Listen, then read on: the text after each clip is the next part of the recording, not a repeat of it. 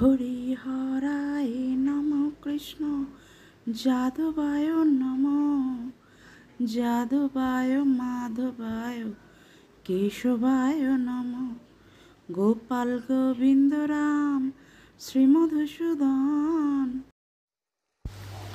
জয় গোপাল। কেমন আছেন সকলে?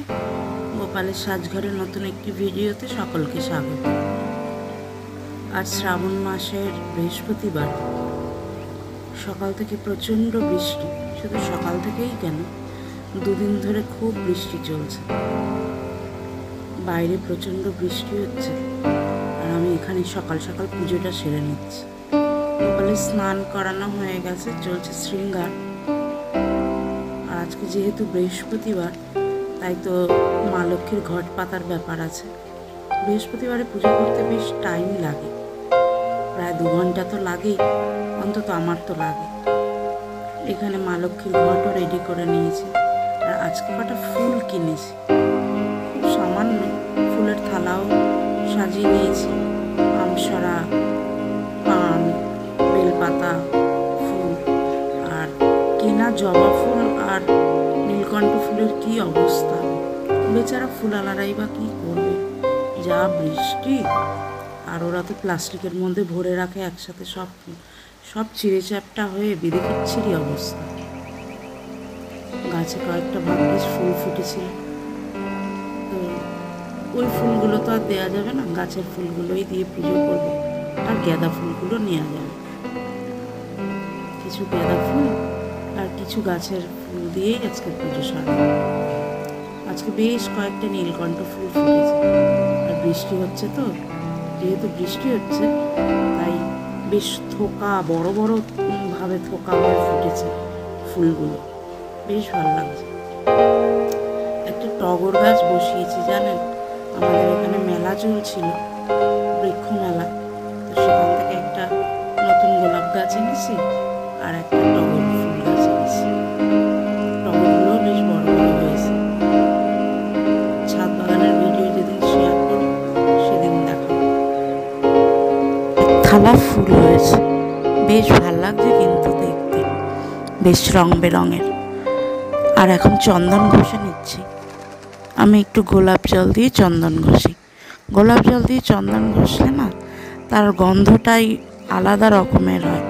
চন্দনের গন্ধ, গোলাপ জলের গন্ধ, ধূপের গন্ধ, ওদিকে কর্পূর পোড়া গন্ধ, সব মিলিয়ে মিশিয়ে বেশ অদ্ভুত একটা গন্ধ তৈরি হয়, যেটা ভীষণ ভালো লাগে। চন্দন ঘষা হয়ে গেছে, এবার ফুলগুলোর মধ্যে মিশিয়ে নেব। নীলকণ্ঠ ফুলটা দেখুন কি সুন্দর, কত বড় হয়ে ফুটেছে, খুব ভাল লাগছে আজকে ফুলগুলো পেয়ে। গোপালকে একটু আতর সেবা দিয়ে নিচ্ছি। আতর সহ গোলাপ জল, চন্দন, ধূপের গন্ধেতে না ঠাকুর ঘরে আজকে অদ্ভুত একটা পরিবেশ তৈরি হয়েছে। সামনে থেকে না দেখলে আমি বলে বোঝাতে পারবো না, যতটা বলবো ততটাই কম বলা হবে। ঘট প্রস্তুত করে নিচ্ছি, এবার মা লক্ষ্মীর ঘটটা পেতে নেব। বাটিটাও রেডি করে নিয়েছি ধান, দুব্ব, ফুল দিয়ে। এবার ঘট পাতবো। সামনেই তো জন্মাষ্টমী চলে এলো, আর কয়েকদিনের অপেক্ষা। জন্মাষ্টমীতে নিশ্চয়ই সকলেই প্রিপারেশন আরম্ভ করে দিয়েছেন, আমিও টুকটাক আরম্ভ করেছি। তবে এবছর জন্মাষ্টমীতে বেশি অর্ডার আমি ধরিনি, কারণ শরীরের পরিস্থিতি ভালো না, তাই বেশি অর্ডার নিইনি। খুব ক্লোজ একজন ফ্রেন্ডের অর্ডারই নিয়েছি। আর আমাদের গোপালেরও তো করতে হবে, সময় সাপেক্ষ ব্যাপার। সময়ের মধ্যে তো তাদের দিতেও হবে, শুধু অর্ডার নিলে তো হবে না।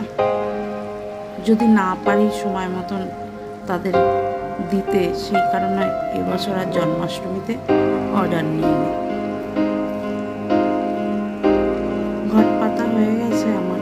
আর ঘটের চারপাশে একটু ফুল দিয়ে না সাজালে না ভালো লাগে না, বড্ড খালি খালি লাগে। এইবার মনে হচ্ছে ভালো লাগছে। এবার পাঁচালি পরবো, আরতি করব, ভোগ নিবেদন হয়ে গেছে। হরি হরায় নম কৃষ্ণ যাদবায় নম যাদবায় মাধবায় কেশবায় নম গোপাল গোবিন্দ রাম শ্রীমধুসূদন গিরিধারী গোপীনাথ মদন মোহন হরে কৃষ্ণ কৃষ্ণ কৃষ্ণ হরে হরে হরে রাম রাম রাম হরে হরে হরে কৃষ্ণ